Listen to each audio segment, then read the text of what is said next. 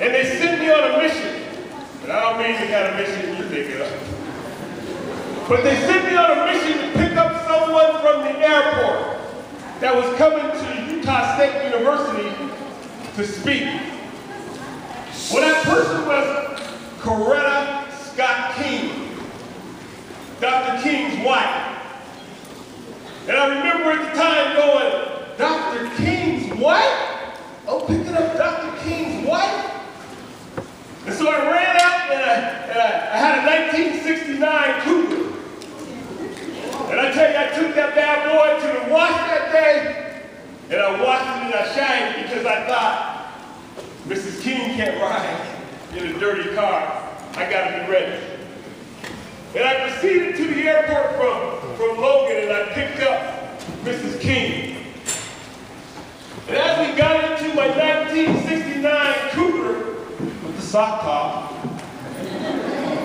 she said to me, young man, what is it that you want to be when you grow up? And I said, Mrs. King, I want to be a teacher. And she paused for a minute and she looked at those mountains to the east and she said, you know, back in 1955, Martin and I drove through here. And he talked about those very mountains. And he was amazed at the beauty here in Utah. And I remember thinking in my mind, Martin? She called that man Martin. But I guess it was his wife and that was okay. And then Mrs. King turned to me and she said,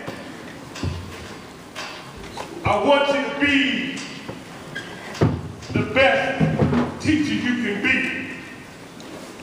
And I remember taking that April day in 1979.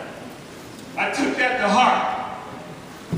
And so in my almost 30 years in education, I've always remembered those words from Coretta Scott King, to be the best teacher I could be.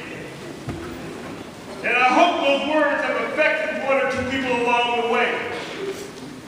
And I especially hope that the message that I bring to Westlake Junior High School, in particular on this day, is a message that you will take to heart.